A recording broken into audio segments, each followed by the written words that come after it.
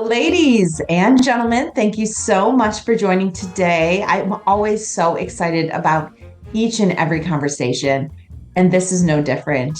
Jassy Jackson is here with us today to really talk about how she straddles her corporate life and her spiritual journey. She offers amazing wisdom, and I really am looking forward to diving in with her on so many different topics. So thank you, Jassy, for joining us. Thank you for having me. I'm so excited for our conversation today. So I love that you're still in corporate because many of the practitioners that I work with have jumped out at some point and are doing it full time. So tell me, how is that working for you? And how do you incorporate your skills, your offerings, and your corporate life? Yeah, at the beginning, it was really hard because I knew that I needed more of a balance. I wanted to provide my services and be more a part of my community. But I was so ingrained in my 9 to 5 where I was doing 15-hour days, working 6 days a week. And to really get out of that loop, I had to change myself. I had to get rid of my to-do list and really set boundaries around what I was available for in my 9 to 5, what I was getting paid for, and where I was going above and beyond. And then also create space for the work that I'm doing in my community when it comes to Reiki and the shamanic practices. I just want to sit with that for a minute because I think boundaries are so difficult. So the fact that you didn't just jump ship and be like, hey, I just have to work in this energy right now, I'm not going to do dual lives, is pretty impressive and something that I also did when I was working through this. But can we dive in a little bit to what you even mean by boundaries? Because so many people talk about boundaries, but what does that really mean? Yeah. So boundaries has a lot of different definitions, in my opinion. The first one that comes to mind when I was looking for that definition, because a while ago, about 5 years ago, it was this mainstream thing where I was like, yeah, I definitely need boundaries, but what does that mean? What does that look like? And when I searched out for that, I was just getting a very plain answer on communicating what my needs were, but that wasn't it. I felt like I was going to be really confrontational. It felt really scary to voice what I needed. And so as I dove into that work, what it really means is taking the space to take care of yourself, becoming so good at understanding who you are and differentiating between what you've learned, what your core beliefs are based on other people's point of view, and who you truly are on the inside. And of course, that takes work, that takes shadow work, and it takes time for us to perfect and really understand what that means. It does. It does. And so when you say learn who you really are, I get that question a lot. I'm curious how you really think about that. Yeah, that one was hard for me as well. What do you mean? I know exactly who I am. But when you start to unravel the stories, what you're thinking about all the time, oh, I can't do that. Oh, that's really embarrassing. Oh, I can't post 10 times a day. That I'm going to be a narcissist. Those are all listening to the stories that you're telling yourself on a day-to-day basis. What are your actual thoughts? Maybe writing them down and looking at, oh, does my inner self actually believe that? Where did that come from? And then I started to get memories of oh, this happened when I was 5 years old, and that's why I dim my light. Or, oh, this is something my mom used to always say. And then kind of investigate and have those conversations with yourself in terms of do I actually believe these things that I'm constantly telling myself? Well, it's interesting because what you're saying is similar to the work that I've had to go through, and I didn't really know how to do it. I was sort of guided to go into mindfulness, which then, I went kicking and screaming. I thought it was so ridiculous, mindfulness, and now it's the cornerstone of how I live my life. But mindfulness gave me the space to even recognize my thoughts. So when you have a wonderful podcast called Beyond Meditation, and is that kind of what you mean, is taking the concept of understanding your thoughts and then digging through it? Can you tell us a little bit about kind of how that fits in? Yeah, absolutely. So there's a lot of different modalities that you can go through, mindfulness being one of them, right? And that's really what you're doing when you're going through your core beliefs. And honestly, when I first started, I didn't even know where to start. Like, how am I supposed to extract these things out of me? And really, it's just a day by day type of situation. Like, what are the memories that are coming up? What are the stories? Like I said, writing them down, like when you're thinking about things, because we're doing it 24/7, right? And kind of talking ourselves through our decisions, through our day to day, really taking note of what it is that you're saying to yourself and then investigating within yourself, like, where did that come from? Where did I hear this? How did I even start believing that? So that's one way, core beliefs. The other way is the way that I started was Reiki. I had this hard core wiring that in order for me to be successful, I needed to work and not take vacations, work 15-hour days. And it was really out of alignment with who I was. But I had this core belief that in order to be successful, I needed to kind of work myself to the bone. And Reiki really allowed me to kind of stand still in a way and start investigating within myself. I went from looking outward and looking for the answers and happiness on the external to really looking within, right? And some of that came through as Reiki, meditation. I started going to women's circles and kind of hearing some of the same stories and really realizing that whatever loop I was in was not part of who I was authentically. Oh, that's beautiful. That's beautiful. And I love the idea that you can get in different ways because I feel like for many of us, we not only live by every single thought that comes through our head, but we're living by that to-do list you mentioned. And Mhm. so you're going through this process of going through Reiki, you're starting to hear the stories that are on repeat in your head.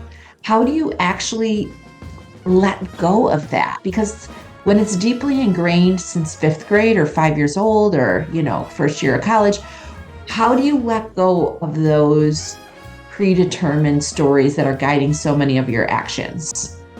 Yeah, a lot of it is mindfulness practice, but also I like to think of it as an experiment. One of the first things that I did was I really devoted myself to surrendering. So I threw away the to-do list. Obviously, I still have a calendar. So if I have a meeting like this, I'm still showing up.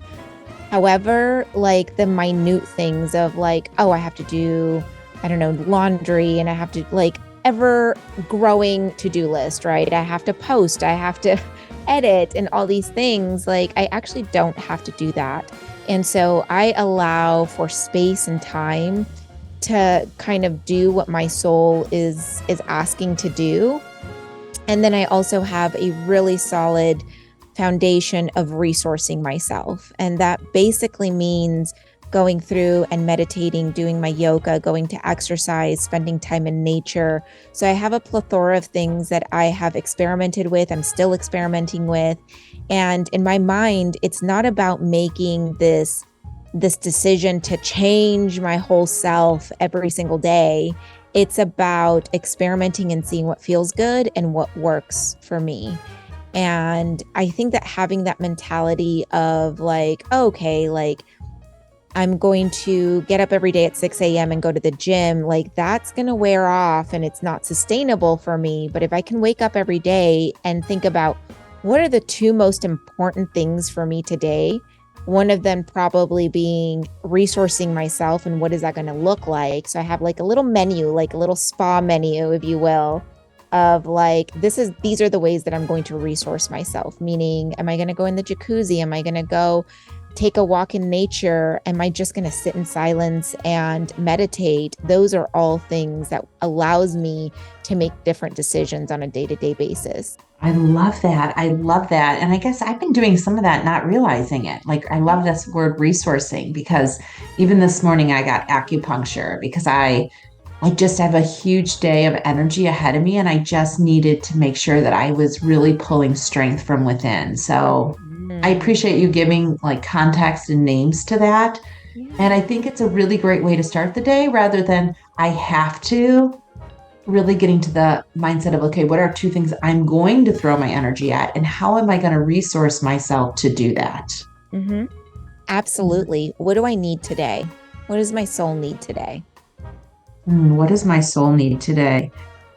So I love the work that you're doing. It's been highlighted in Spirituality and Health and CBS and other formats. And I just think your energy, I can tell you have such a beautiful energy. And I think you're really tackling questions that people are trying to understand. And the one I really like that you talk about is the emphasis of like oneness, but also sort of the toggling nature of interconnectiveness. So how do you kind of go about these two kind of different avenues to be on? Yeah, when I first heard that concept, I was like, oh no, like I am nothing like my sister. Because we're all focused on individuality, right? And the clothes that we wear and the way that we present ourselves, the words that we use, our accents, like all of that makes us different. And when I really started to kind of peel back the onion, kind of by accident, I started off with I want to let go of my ego. I want to be the type of practitioner that shows up in wholeness and sees people for who they are without judgment. And that was really what I focused on. And the more and more I peeled back the ego and started to identify what was the ego and what was my soul, the more and more I aligned myself with my higher self, the more and more I felt connected to every single person and becoming one, not just with people, but with I could tell by the way animals would react to me. They would get even closer and be more curious about my energy. I could feel like the essence of the trees, almost having conversations with the plants in my gardens and things like that. So that kind of magic started to really immerse when I started to my ego started to kind of fall away. Now, I'm still having a human experience. So not to say that my ego isn't still there. Of course, I still get triggered and I still have these moments of of emotions that do trigger my ego. But the time of me noticing it and observing when it's coming in, I'm able to then be really mindful and just say, okay, the ego needs to sit over here. And I need to really reconnect with my heart and come back to self-love, because when I'm able to do it for myself, I am then able to see it through other people. I love that. I love that. And I feel like for many listening, it's not, I just want to reiterate, it's not like a one and done. This has been, this is an evolution of how you show up as a human. And you and most of us in general have been taught to live outside our bodies, to strive to get there, to get it done. And I think what we're talking about now is getting inside, tapping into what our soul wants, and realizing that we're connected to a bigger meaning, a bigger purpose. And when that really starts to shift, you're saying people are noticing, but animals are noticing, you're connecting with Mother Nature. I just think that's amazing. And honestly, Jassy, I think that it's hard to do when you're living. I mean, you're a VP in blockchain. And then when you're not doing that, you're a practitioner. So how did this come about for you? When you said by accident, like, did you have a tower moment, like a tarot card, or did something kind of push you into this accident that gave you sort of the permission to cross over to this side? Yeah, I kind of have two stories. So just to go back on the last one really quick, it still happens for me. I had this moment last week where I had a visitor in my house. My husband was playing loud music in the morning. I was trying to have my cacao ceremony. I was telling stories and he was kind of energized. I hadn't had a lot of sleep. I wasn't resourcing myself. And so I had this huge ego moment where I kind of was a little bit passive aggressive, and I noticed myself immediately and then immediately apologized and said, you know what? I'm actually really overstimulated right now. And this is what's happening to me. And he was able to see that, and we were able to get past it.